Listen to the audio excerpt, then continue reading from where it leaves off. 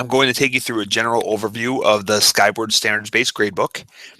First of all, when I'm in my Teacher Access My Gradebook, you'll see over here at the side, all your classes that are linked to a standards-based gradebook will say Standards Gradebook on the side here.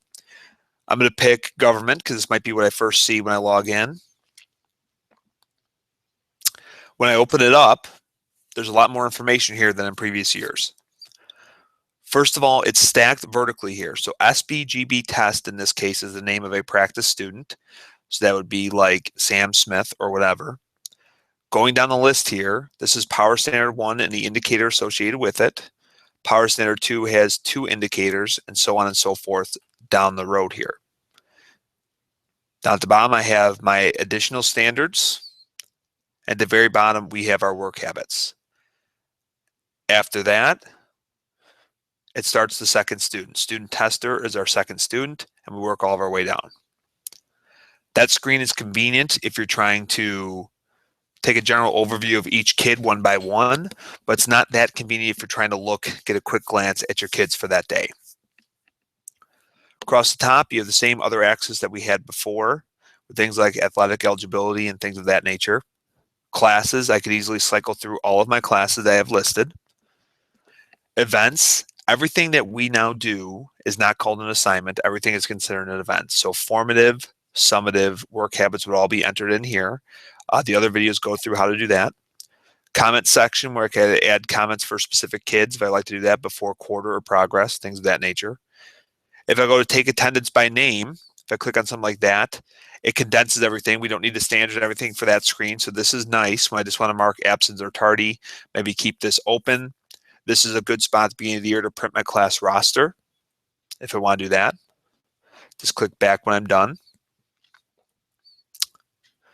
Grade marks is already set up, so we don't need to go into that. Reports, this is where we go through various reports that you can use for each class here.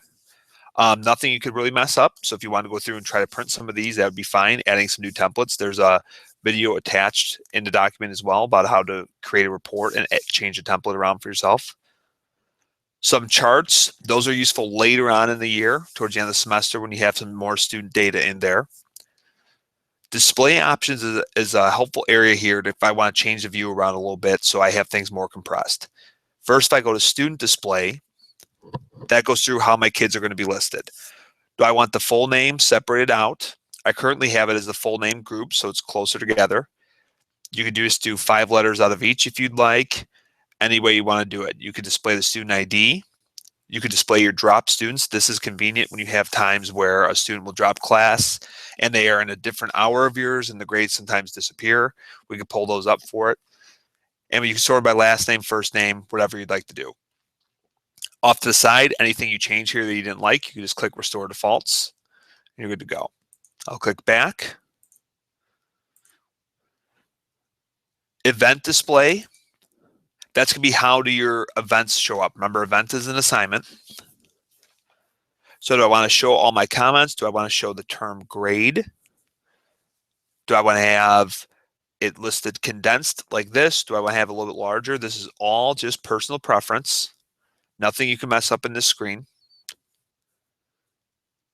I'll just leave it the defaults that it is at. Remember, if you try anything, you don't like it, I can just come in here, do Restore Defaults, hit OK, save that, and it'll go back to the original way.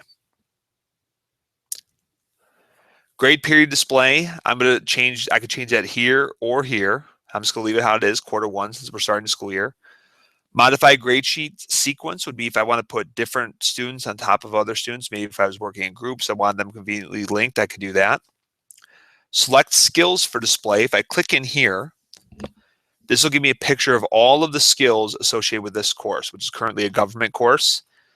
I have all my power standards and my indicators associated with it. All of these are currently clicked on. If you see off to the left here, create a compelling and supporting question is clicked on, so it shows up in my screen. If I wanted to, if I click that one off, for instance, and hit save, you'll see that that one no longer shows up. Say, for instance, I was not using that one during the semester. If I go into display options again, select skills for display. If I turn this one back on or select all, I could turn that back on.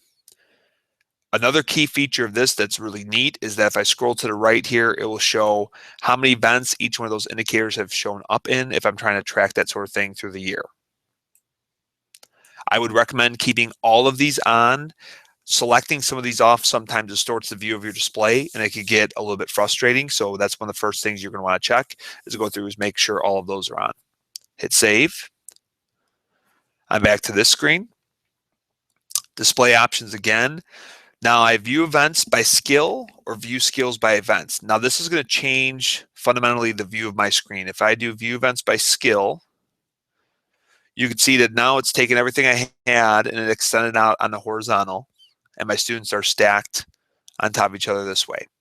This is more convenient probably on a day-to-day basis because I could see the kids' attendance right here and what their current grade is right next to their name. But it's not as convenient when it comes to looking at their specific score on a specific indicator or assessment as I go through. Say you didn't like that way, I go to display options, view skills by student, and now I'm back to the other way. Inside here now, if I go to quick scoring, if I clicked quick scoring, I'd have all my assignments stacked in here where I could enter the scores for each one. But as you see right now, I do not have any assignments in, so there's nothing to enter. Save and back. If I want to go into a different class, I could simply go to class. Say I was going to English 2 now. Now in my English 2 class, you can see I have some scores already in there. So let's say it's quick scoring this time. I have these boxes where I could go through and say I rescored that and he got a 3 instead. And then I will update that grade in bright green so you can see what they switched to. And I can do save and back.